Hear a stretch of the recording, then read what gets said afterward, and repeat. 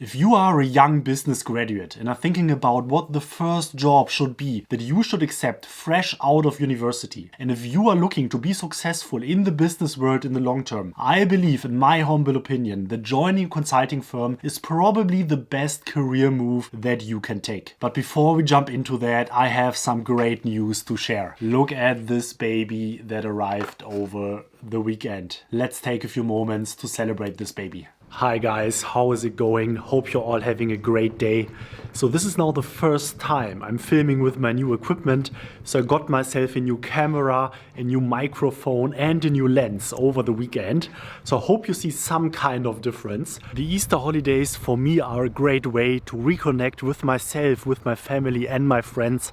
Hope you also had a similar great experience at home. I know the current times are difficult. It is going to be a very special Easter holiday for most of us. In the last days, I tried to work on a few things. I set up my Instagram channel for you again. I'm currently posting several pieces of content there every single day. So let me know if you have any feedback for me. I would highly appreciate your views. But now back to the studio and welcome once again to another coffee break with Firm Learning. For those of you who are regular watchers and subscribers of this channel, thank you so much for your time. And for those of you who watch the first time, first of all, welcome. My name is Heinrich and here on Firm Learning, I want to help you become successful in the first years of your career. This video is all about consulting. It covers why I believe it is extremely valuable and helpful to start off your business career as a consultant, even though if you actually want to do something else in the long term and becoming a consultant is not something that you plan to do forever. So if you take any value out of this video at all, please press the like button for the YouTube algorithm and also subscribe and hit the notification bell to stay up to date and receive all the regular content that I'm putting out there for you. At the moment, I'm releasing at least one video every single Saturday, and in many weeks there's going even to be a second video for you guys. So if you are graduating from university soon, you will likely ask yourself the question, what should be the first job? What should be the first role that I should take when I now start my career? What is a wise career move? The first thing that I should start, the first job that I should take. And when I graduated from my master program at the London School of Economics, I asked myself the same question. And in my mind, a bit in a stylized way, I saw four options that you can take as a business graduate. You can either go into consulting, you can go into banking, you can work in industry, or you can start a startup. Of course, this is grossly simplified, but if you break it down, this is pretty much what you can do. These are your options. So let's briefly go over the startup and the banking choice. I believe that these two choices are really specific choices to people whose passion it is to do exactly these things. So if you want to do a startup, if you want to become an entrepreneur, you're probably not thinking about whether you should take on an industry job. Most entrepreneurs I know, they just have it in your blood. If you want to start a business, if you want to become an entrepreneur, do a startup, there's no other options for you. And in this video, I'm not going even to try to convince you to do something else. I believe doing a startup is amazing. If this is how you're ticking, if this is what your passion is, then go for it. I fully have your back. Go all in. This is great. And even though on the one side it's completely different, on the other side kind of similar to that is banking. From my experience, there's a special type of business students, a special type of people and personalities who want to go down the banking path. And even though banking now is probably a bit less relevant to many people than it was roughly 10 years ago when I graduated from my master program, banking still can be a great career option for you. I have many friends who work in investment banks or private equity or a similar role, and they very much enjoy it. And of course, it can be highly attractive from a financial side as well. So startup and banking for this video, I will a bit put aside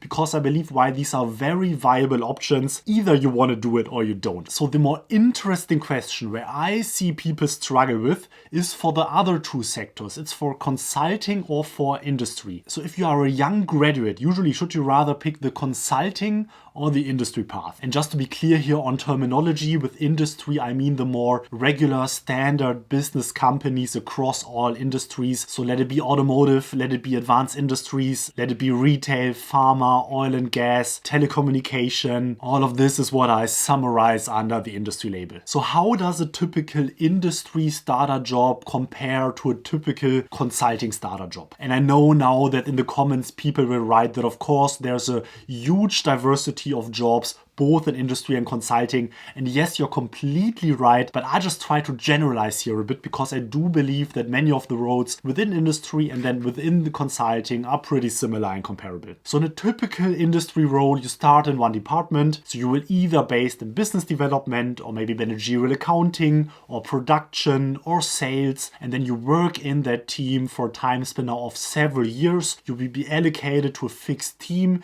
You will have your one supervisor.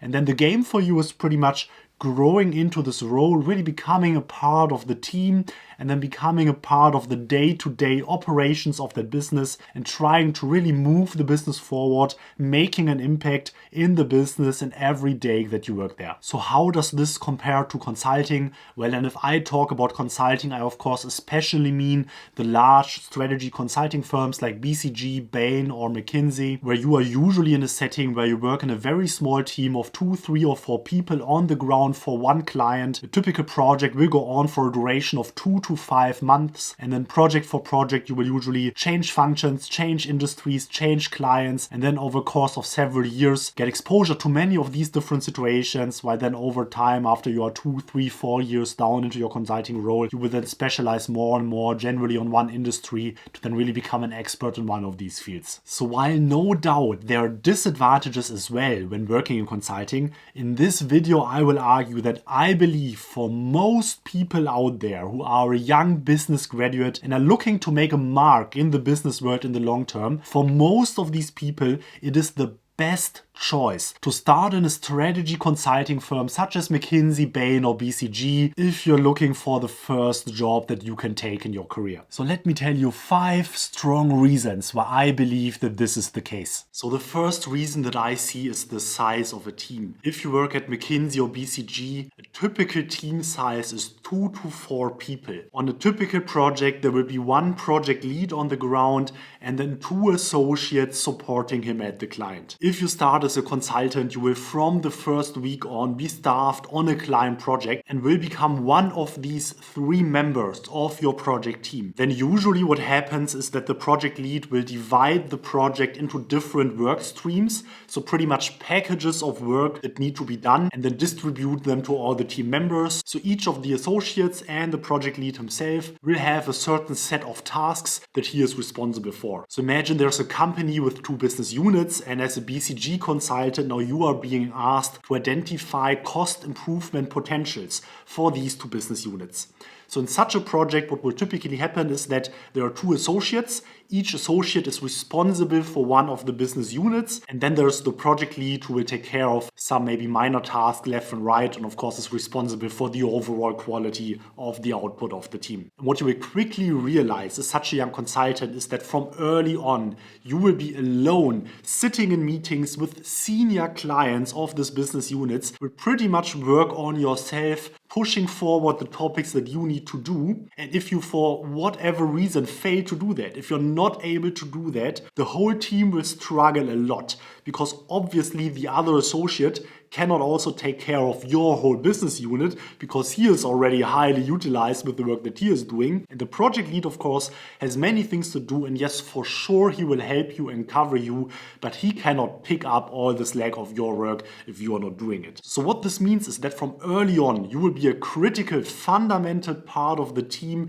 and the whole team will automatically rely on you getting the job done and doing good work. And trust me that this is vastly different from working in industry where usually you are part of a big team. You have 10, 20, 30, 40 other people working in your department, and then as a new joiner, maybe they transfer a few minor tasks to you that you then can work on. But in most of these roles, it's not a real serious problem if you for whatever reason struggle, because there will be other people who can help you out. And if it's really not working out, they can likely also completely cover all your tasks, especially in the beginning, to give you some time to really grow into your role in the first year or so. In consulting, it's different. You will be expected to grow into your role within weeks. And this very much feels like being thrown into the cold water, and it can sometimes be quite a frightening experience for a new business joiner. But this is exactly why the learning curve in consulting is so high and why you will learn such a tremendous amount of things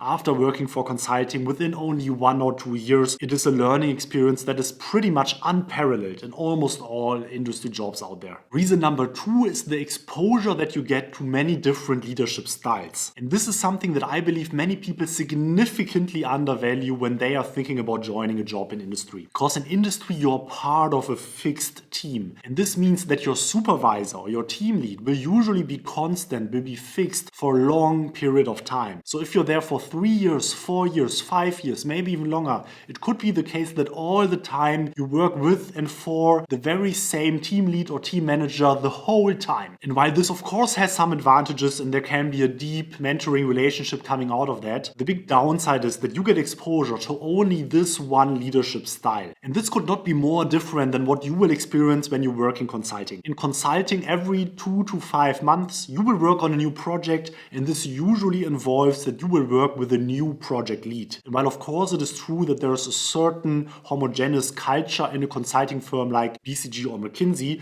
the truth is also that still the leadership styles of the people are sometimes vastly different. The way your project lead will handle difficult client meetings, the way your project lead will react when a more senior partner of the consulting firm pushes the project team in a certain direction, but if he believes that this is not the right direction, how he will push back to the senior leadership will be vastly different among the different people. How he handles a team, how he motivates you, how he interacts with you, all of this will be vastly different from person to person. And as a consultant sitting on the receiving end of this internal leadership that you get, this gives you the opportunity to self-reflect a lot, because this is as if there would be lots of experiments happening just in front of you. You can watch all these project leads of you trying out different things, different styles, and seeing what is working, what is not working. And of course you will frequently see these people do certain things when in the end you will tell yourself, well, probably I would have handled this situation in a different way. Probably the way that he handled this didn't really work out that well. He should probably have done something else. And the fact that you see all these different styles in the short amount of time really enables you to ask yourself, what is the type of leader that you want to become? What is the leadership style that you want to adopt? And the exposure to all these different styles, from my experience, is extremely valuable. And this is something that you will just not get at all if you work in industry or in another position where your boss, your supervisor, will be the very same person for a long amount of time. And this now leads me to reason number 3. And this is that in industry you're often highly dependent on a small amount of people, and especially your direct supervisor. How your work is evaluated, whether you are considered as a strong performer or not, what your internal performance rating will be in industry will very much depend on your direct supervisor. And of course, this can be a big plus if you happen to get along really well with that person. But on the other hand side, if you do not get along with that person really well, this can become a huge problem for you, because pretty much the only choice that you have is either transition roles within the company, which is often easier said than done, or change your job to a completely new employer, which of course is not something that you often want to do if you're just within the first year or so of your career. So if you compare that now to consulting, in consulting you usually change the teams every couple of months, and this means that if you happen to work with a project lead for whom you and probably then also the project lead realizes that this isn't really a good fit, in a few months you will change the team. It's a new game. There will be a new person who can work with, and then over time you will have built a network of project leads, of partners with whom you enjoy working, and then hopefully also on the other side they will enjoy working with you,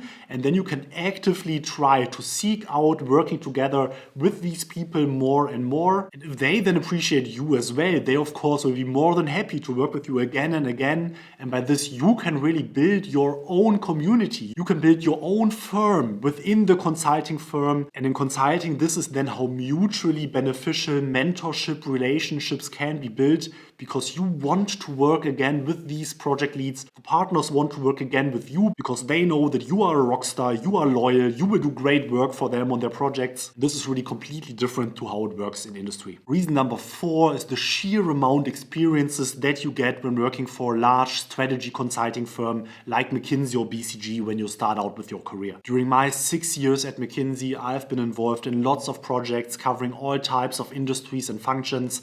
I've been involved in large M&A, so mergers and acquisitions, transactions. I've been working on major cost and revenue transformations of large blue chip companies. I've worked on all kinds of countries within and outside of Europe. I worked together with buying departments, helping them improve their direct and indirect spend. I developed new sales strategies for large chemicals companies, new pricing structures for retail companies. I evaluated the CapEx pipeline for automotive suppliers and many more things. I would argue that it's just impossible to get that amount of experience in that little time if you work in pretty much any regular industry role. And last but not least is the exposure to C-level management of large blue chip companies that you get early on. On many projects, you will work closely together with CEOs, CFOs of large companies. You will work together with business unit heads, with really senior level management of the companies. These are people that if you work in a normal department, in a normal industry role, you might never even speak to face in the first years of your career. And to the contrary, as a McKinsey or BCG consultant, you sit together in a room with them and work together with them on the most pressing, top of mind issues that these C-level executives have in their head. And they seek your expertise, they respect you, and they closely work together with you to solve these high priority issues of their companies. This is just unparalleled. This will not be possible in most industry roles. So looking at these 5 reasons, I honestly believe that pretty much independent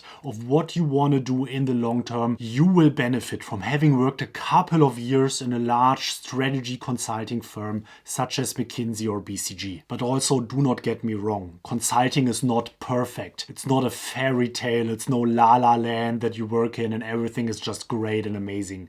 There are some significant downsides of working in consulting as well. And here I'm not even talking about work-life balance, but rather specific learnings that I believe are crucial and absolutely needed for you to be successful in the long term, but which you will not develop at all in consulting. So this could actually be another video, me talking about what the things are that you will for sure not learn in consulting. So if this is something that would interest you, please let me know below in the comments, and I'll likely make another video on that in the couple of weeks. But just because there are some things which you will not learn in consulting, I also believe that it is important that after a couple of years you are thinking about making a transition and going into a more operational, more hands-on role. Your development path of becoming a good, well-versed business professional, of becoming a good general manager will just not be completed if you're just working in consulting. You need this more operational line management experience as well. So what is your thinking on all of this? Let me know your opinion below in the comments. Probably some of you thinking that I'm wrong and consulting is not the best role to start as a young business professionals.